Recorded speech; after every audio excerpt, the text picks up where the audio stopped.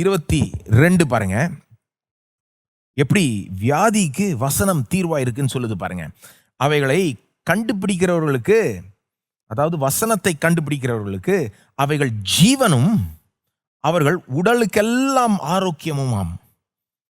இந்த வசனத்தை கண்டடைகிறவர்களுக்கு, வசனத்தை போய் தேடி எடுத்து உள்ள வாங்கிக்கிறவர்களுக்கு இது என்னவா இருக்குமா?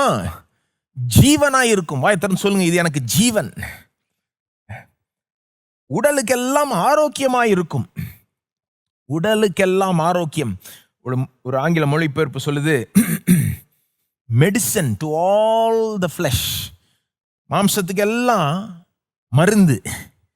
இன்னொரு மொழிபெயர்ப்பு சொல்லு, ஆங்கில மொழிபெயர்ப்பு சொல்லுது, healing to the whole body. முழு சரீரத்துக்கு சுகம். சுகமா இருக்குமா? எது சுகமா இருக்கும்? இந்த வசனம். இந்த வசனம். அப்போ பாருங்க, சில வியாதிகளுக்கு மனுஷனிடத்துல மருந்து இல்லை. ஆனா இது எல்லா வியாதிக்கும் மருந்து. நீங்க இந்த வசனத்துக்கு போங்க, இந்த வார்த்தைக்கு போங்கள். சுகத்தை குறித்த ஒரு செய்தியை போட்டு கேளுங்க. ஒன்றும் முடியலையா?